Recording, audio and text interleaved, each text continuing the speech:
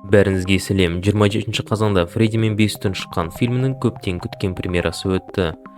Бұл бейнеде мен сізге барлық пасхалкалар мен сілтемелерді айтып беремін. Ал біз бастаймыз. Сонымен бастайық. Universal Pictures заставкасы кейде дұрыс көрсетпеуі бұл бастапқы FNAF камераларына сілтеме болып табылады.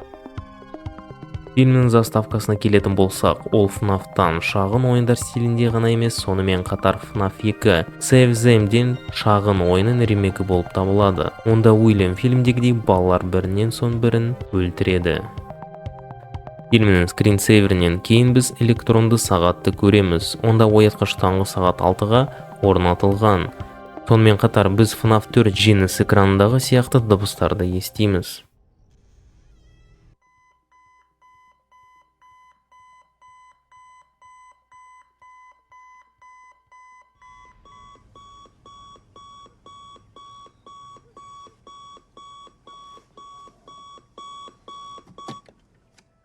Майктың фильмнің басында алатын таблетка бөтелкесі де FNAF 4-ке дәлірек айтсақ, пасхалканың біріне батыл сілтеме жасайды. Бұл FNAF 4 кезіндегі ең танымал теорияға үлкен сілтеме. Онда теоретиктер FNAF-тың алғашқы 3 бөлігі жылап жатқан баланың түсі деп ойлады. Және қысқа уақыттан кейін қайтадан фильмнің ең басында балмұздақ дүкені FNAF World кемпір қосақпен безендірілген.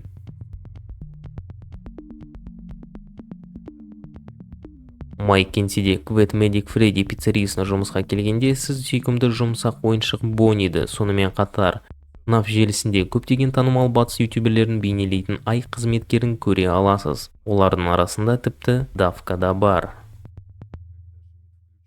Шмидт Майк деген күдікті кассетаны қосқанда, оны қарау кезінде фонда Генри Эмилиді көруге болады.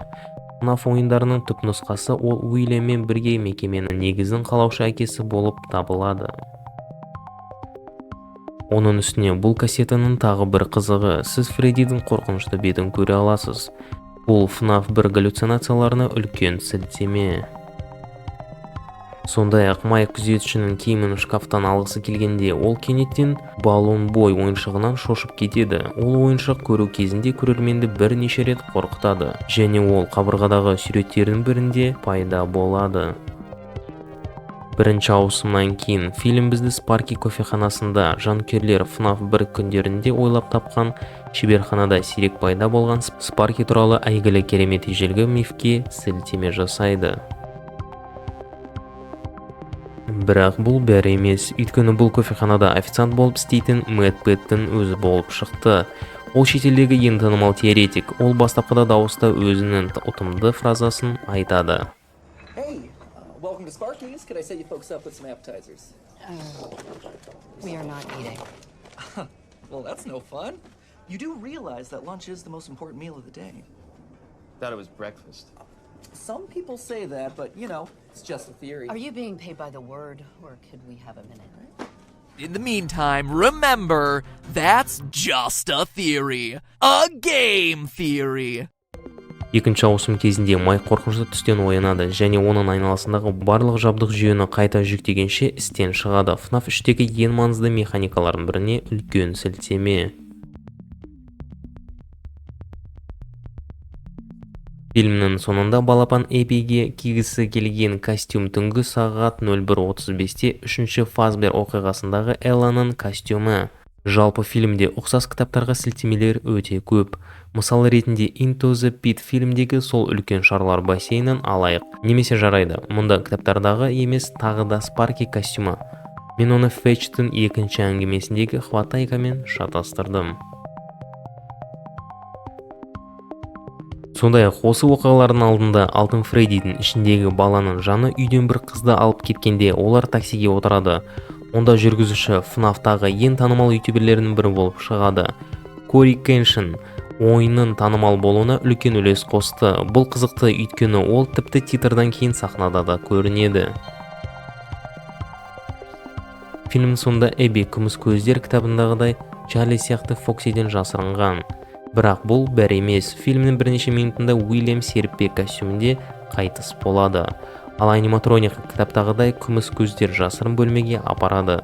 Онда оны құлыптайды.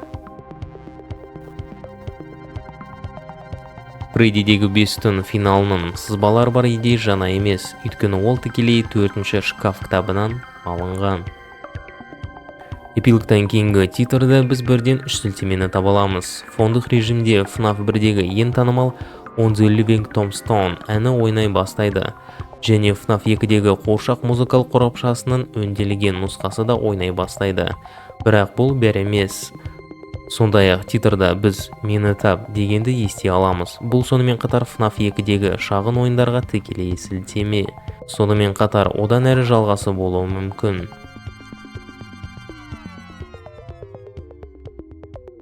Уильям Афтон Майкты жұмысқа алған кезде оның фамилиясын оқып, ол оны айта алмаған ғана емес, ол бұл фамилияны таныды.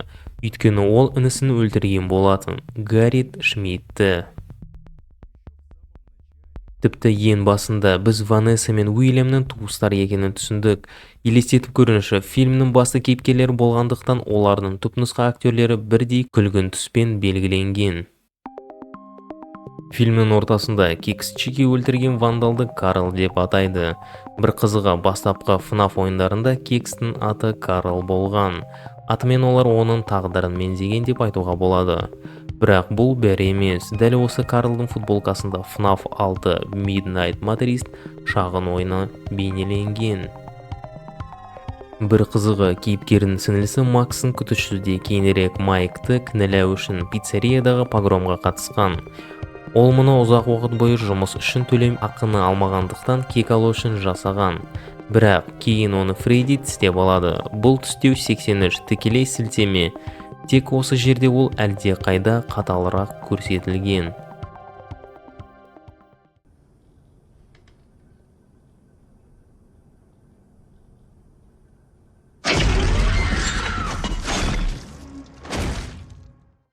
«33 минут 14 секундта Майктың түсінде Фоксидің түрмесінде отырған бала оның көзінен қою нәрсе аға бастайды. Бұл түпнұсқа FNAF мини ойындарындағы жандардың пайда болуына сілтеме. Сонымен қатар уақыт бойынша алысқа бармайық. 17 секундтан кейін 33 минут 31 секундта айнадан сіз It's Me деген жазуды көре аласыз. Ол іс жүзінде FNAF 1-дегі ең танымал пасхалка болып табылады. Ванесса Майкқа көрсеткен фотосуретте кішкентай ол және Уильям көрсетілген. Бұл назар аударылық, өйткені Ванесса Гаррет жоғалып кеткен кездегі ұшақты ұстап тұр. Яғни Афтон қызына жоғалған балалардың заттарын берген. Айтпақшы, телефон жігіті туралы фильмнің ең басында пиццериядан шошып қашуға тырысқан күзетші бұл FNAF 1-дегі фон Гай сияқты. Соңында ақыры Фреддидің костюміне түскен. You on the flip side. Hopefully.